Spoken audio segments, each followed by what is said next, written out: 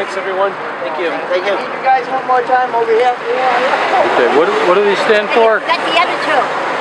Happiness, hope, and wisdom. All right. Over there, guys. Ladies. You're going to put that You're going to do it. You're going to do a half a circle around the top.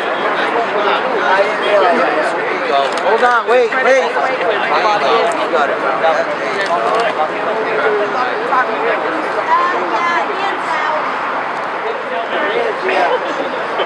Hi, everyone.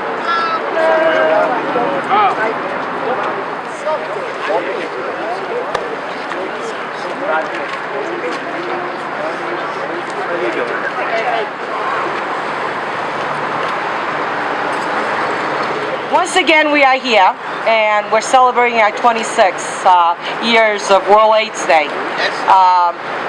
It's such a wonderful, wonderful day to be here in the city of Fall River to bring awareness and to bring all of us together and never forget those who we have lost with the disease.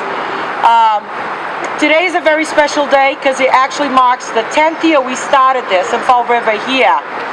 So a decade ago, we began this very journey about prevention. We've done very well in the city of Fall River, in the state.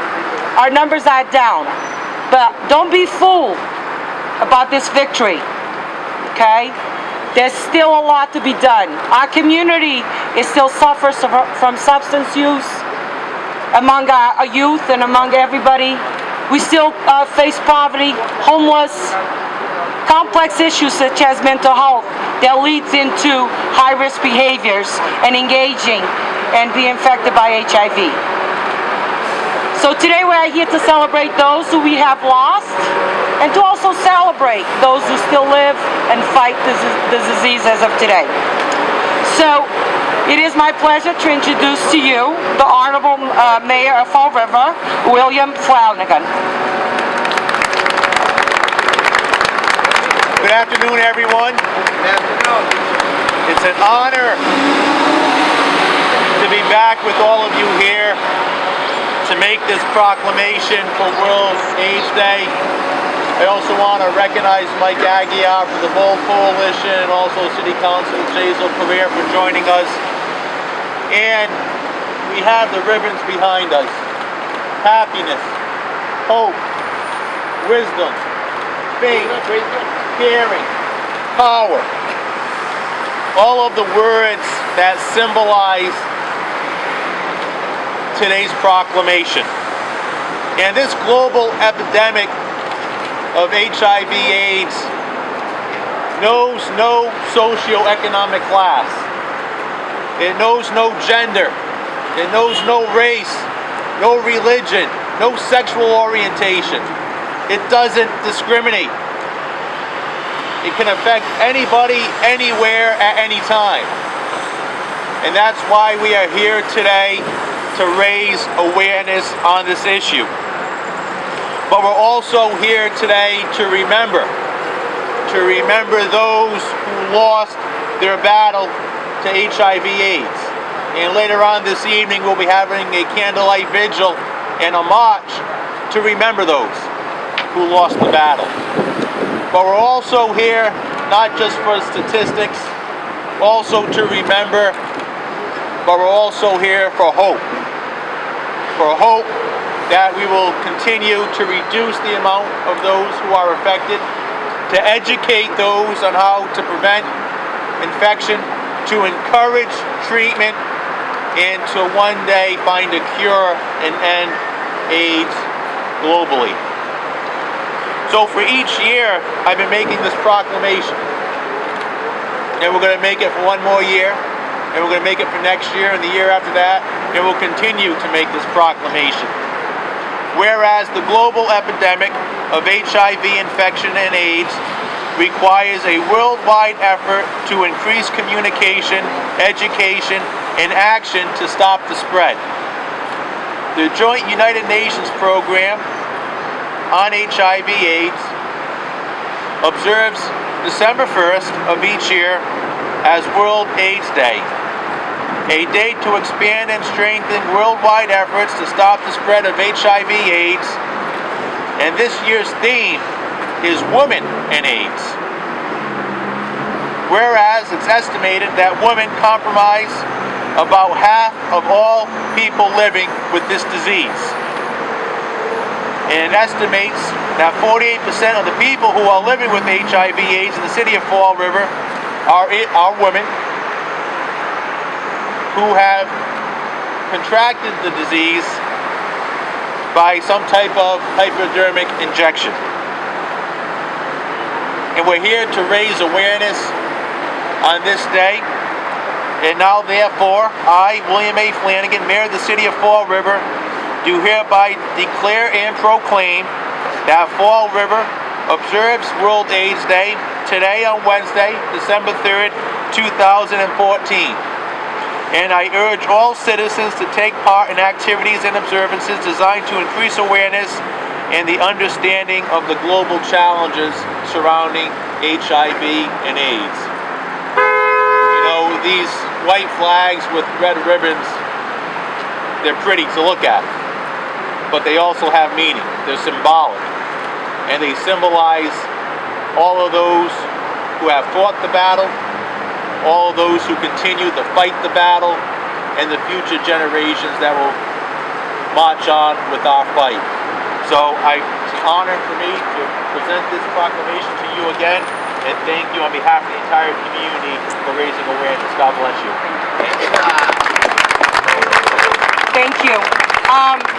We also want to acknowledge, in addition to what the mayor talked about, Eddie Bartoli from the Massachusetts Department of Public Health, who supports us all the time in our mission of fighting this disease.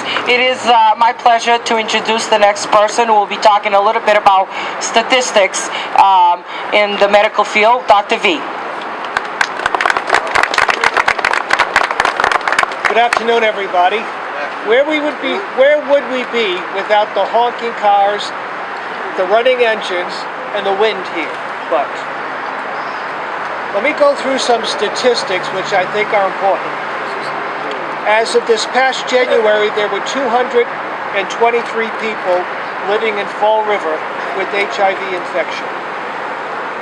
That number has gone up from previous years, not because more people are becoming infected, but people are living longer with the disease. Unfortunately, the predominant mode of exposure here in Fall River is intravenous drug abuse. Intravenous drug use. That accounts for about 38% of all the cases of HIV in Fall River. In Bristol County, that number is 32%. Statewide, it is 20%. So as Connie said, yes, we do have a problem with the very high-risk behavior. The next most common reason people come down with HIV is men having sex with men. That accounts for 26% of the cases. Statewide, it accounts for over 30%. So we're doing better on that issue. Typically, here in Fall River, 60% of the cases are in non-Hispanic whites, versus in the state, that number is closer to 40%. The next highest ethnic group would actually be our Hispanic group, followed by the non-Hispanic Black group. Looking at the demographics and at the age, every year those numbers change. But currently, right now, age 50 plus accounts for well over half the cases of HIV in Fall River. Again, not because we're seeing it more in older people, but people with the disease are living longer. And the numbers are coming down in the other age groups, which is good.